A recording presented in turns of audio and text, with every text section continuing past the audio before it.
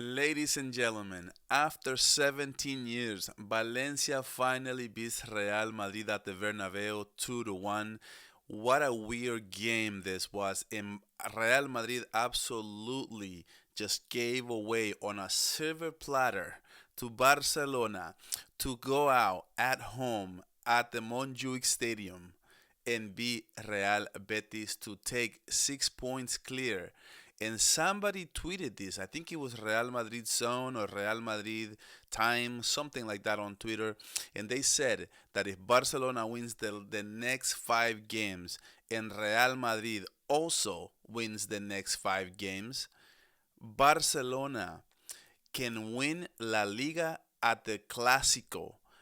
That's the stuff the dreams are made of, man. Barcelona has to be as motivated right now, and whoever needed to be rotated, well, guess what? It's time to lace them up and go play because we have to be Betis and take advantage of this blender that Real Madrid just did. In Valencia, let's talk about Valencia for just a second. Valencia, since they added the new coach, the Spanish coach, they were in relegation and now they have been playing better and better and better. And it was Hugo Duro with a nice header from a pass to down the right wing where Real Madrid was caught sleeping because they were trying to win this game. And Valencia goes on a counter in transition and just scores a banger of a goal. Amazing, amazing way to go out for Valencia and win that game at the Bernabeu. They actually play very, very well. And since they got a new coach, they have been playing extremely well. They drew against Betis. They beat Sevilla.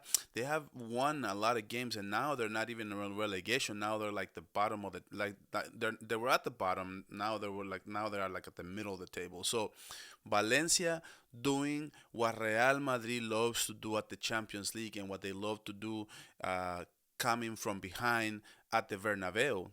And at the same stadium where Real Madrid loves doing that, and the comeback kings or whatever they call it now, Valencia were the comeback kings because they were able to come out on top in this game.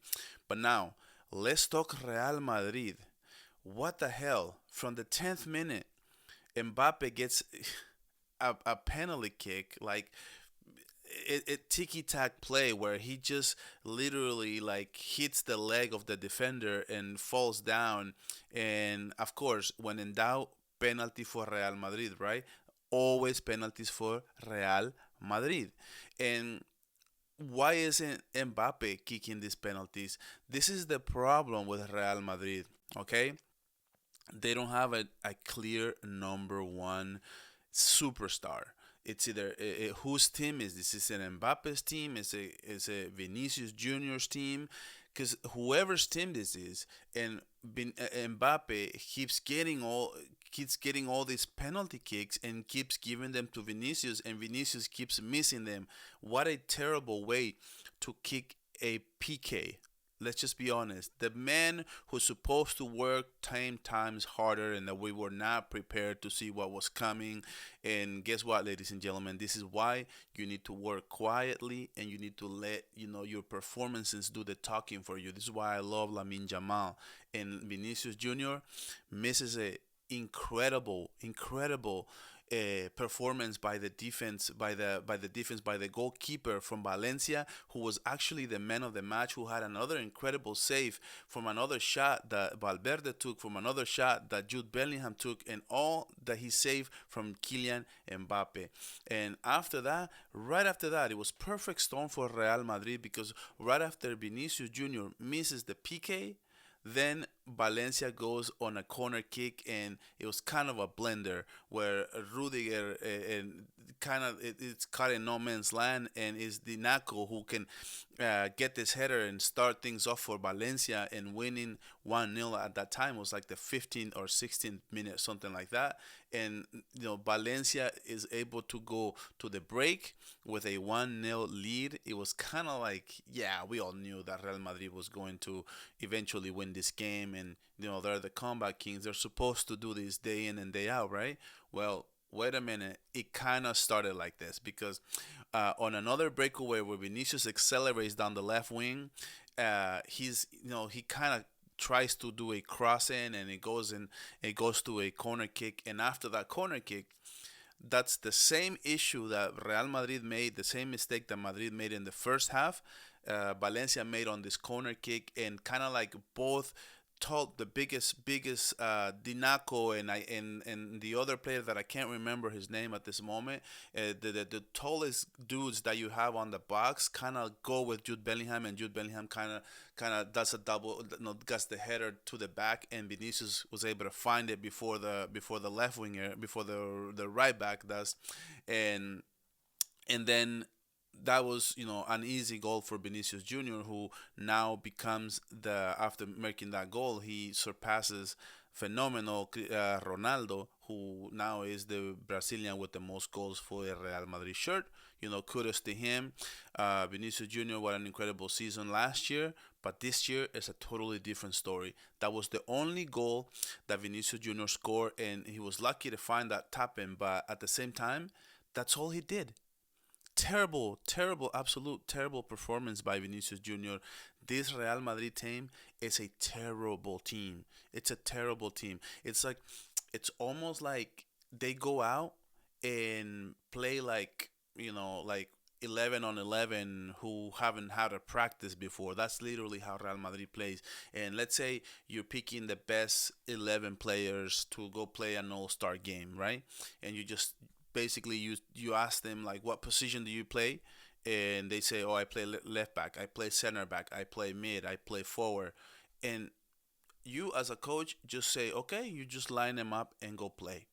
And at the end of the day, whatever happens, happens. Whoever has the hot hand, whoever can make an individual performance, whoever can do playmaking and score from outside the box or make a banger goal or something like that. And that's just, I'm just going to line up my 11 against your 11. And at the end of the day, if I have a better team, I am going to beat you. That's how Real Madrid wins games. That's how they stay in tournaments. That's how they do it. These remontadas, because they have incredible players, but they don't have a system. They don't have a clear system of what they do best. What do they do? I can tell you with Barcelona, and it's not because I'm a Barca fan, but I can tell you Barcelona loves the high line, loves pushing all 11 players to your middle of the field, and they're going to come out and attack you with Lamine Yamal and Rafinha, and Pedri Gonzalez is going to dictate when to attack and when to defend, and we want to possess the ball. With Real Madrid, God knows what they do. Do they retain? Do they play counter? No, they don't play counter. They do sometimes, but what do they do? Like what? It's their system that is the main issue with Real Madrid, and the only reason why they're in the title race for La Liga is because Barcelona actually was in a slump in October, middle of October to like the end of November, where they lost to Las Palmas, they lost to Real Sociedad, they drew against Betis, and also Celta de Vigo, and they were keep losing these games at the end of the matches, and the same thing with Atletico Madrid. At the end of the match, we lost that game. Other than that, Barcelona will be title champions this moment right now. That's just how bad this Real Madrid is now. I look at it and say, how the hell are they going to beat Arsenal? Arsenal is an incredible team, so much better than Valencia. Barcelona beat Valencia 5-1, and then in the next game they beat him like what's it, like 3 weeks later they beat him 7-1. We scored 4 goals on Valencia in like 15-20 minutes. It was incredible. There are levels, right? Barcelona is so much better than Real Madrid right now. I cannot wait to see them in the Copa del Rey. But now, Barcelona has a perfect opportunity to go out and beat Real Betis and be 6 points clear of Real Madrid. This will be incredible, incredible. But Real Madrid tonight was a total disaster class. I can only tell you, Valverde is the only glue that is holding Real Madrid together. Because even tonight, Mbappe was amazing. He was the only one who was participating, trying to push, trying to score, do something. But at the end of the day, you have all those chances. You gotta come up with at least a goal, especially if you're in the title race for the Pichichi. And he did not. And not just that, but I would say Jude Bellingham Valverde and Mbappe are the only ones. I would say Chouameni had a very, very good game as a CB, but I don't know why Asensio is not playing. Like, what is going on with Ancelotti? I have no idea for the life of me. Lucas Vasquez keeps playing and keeps making mistakes. I am here for it. I want to say this to end this video. Ancelotti, please stay next